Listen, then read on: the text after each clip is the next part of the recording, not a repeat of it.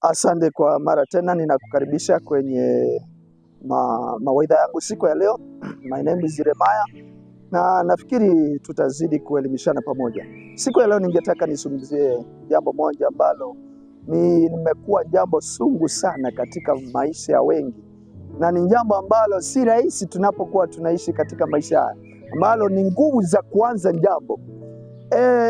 Ninapolitaja namna hiyo, unaweza fikiria ni kana ya kwamba ni jambo tu rahisi sana, ama ni jambo geni si jambo geni kwako ya kwamba watu huanza mambo. Lakini nataka nikujulishe siku ya leo ya kwamba kuanzisha jambo si jambo rahisi jinsi unavyofikiria, na ni jambo ambalo ni spiritual katika maisha tunayoishi.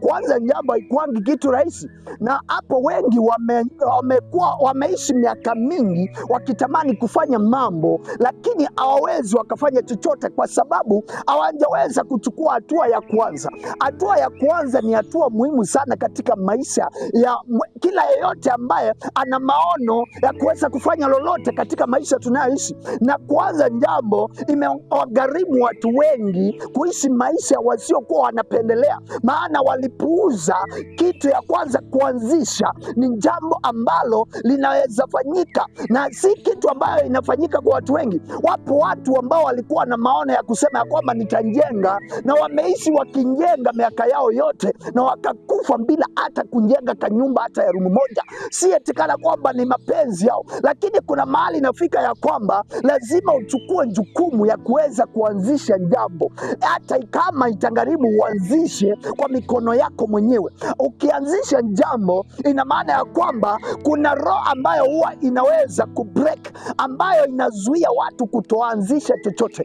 Kama unataka kufanya chochote, ina jukumu ya kwamba mwenyewe unjua ya kwamba ile si jambo tu rahisi. Inakugharimu ya kwamba uweze kuwa na msimamo dhabiti, na uweze kuwa unaweza simama imara na kuweza kusema ya kwamba ni leo wala si kesho. Maana watu wengi ambao hawajaweza kufanya chochote wameishi maisha ya kuweza kuahirisha mambo, akisema nitafanya hili mwaka huu, hawezi akatimiza hilo, maana angeweza kuanzisha, maana hata strategy yenyewe hana. Ukiuliza mtu ya kwamba kuna watu wengi sana wamejenga ghorofa ambazo ziko kwa kichwa, lakini in reality hawezi hata wakaonyesha strategy walio nayo ya kuhakikishia kwamba watajenga ghorofa. Wapo watu wengi sana ambao walisema nitajenga nyumba yangu ambayo inakaa kama ikulu. Hiyo picha iko kwa mawazo yao, lakini kama hawajaweza kuchukua nafasi na step forward wakaweza kuhakikisha kwamba wameanzisha, hawataweza kuanzisha, watakufa bila hata kufanya hiyo kitu. Wapo watu wengi wana maono ya kwenda mbali, ambao hata wenyewe wanazungumza hata siku ya leo. Hata huenda pengine kuna wengine wanasikiliza ambao wamepanga mambo watakayoifanya mwaka huu, na mwaka unaelekea kuisha, lakini hawajaweza kuanzisha chochote, hawajaweza kukamilisha matarajio yao waliokuwa nayo, kwa sababu wameishi kuahirisha kile ambacho wanasema watafanya. Na hii imekuwa ni mzigo kwao, maana wanaishi bila kufanya hili, maana hawakuchukua hatua ya kuanzisha. Si lazima uanzishe kitu wakati uko na pesa mingi. Unafaa uanzishe kitu hata kama uko na pesa kidogo, hata 500 inaweza anzisha kitu, maana ukianzisha kuna nguvu katika kuanzisha. Wakati unapoanzisha, unaambia akili yako ya kwamba kuna kitu important ambacho unaendelea kufanya, na akili yako inakuwa active kuweza kufanya hicho kitu na kutafuta ni wapi utapata pesa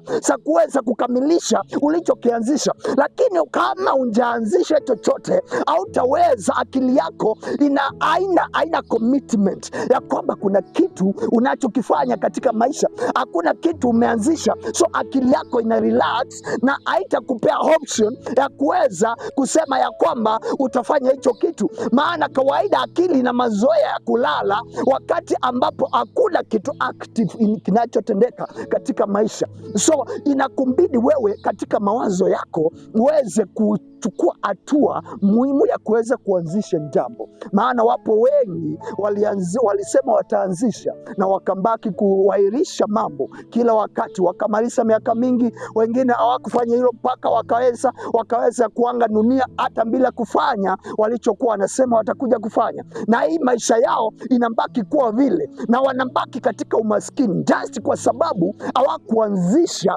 walichokuwa wanataka kuanzisha. Na wangeanzisha ingewapeleka mbali. Pengine kuna mradi ulikuwa unaanzisha, at least ungeenda mbali, lakini kama unjafikia hao uwezo wa kuanzisha jambo hilo, hautaenda mbali na utambakia pale, na unaweza kufa maskini pale, maana au kuchukua hatua. So Bwana wabariki sana. Shalom.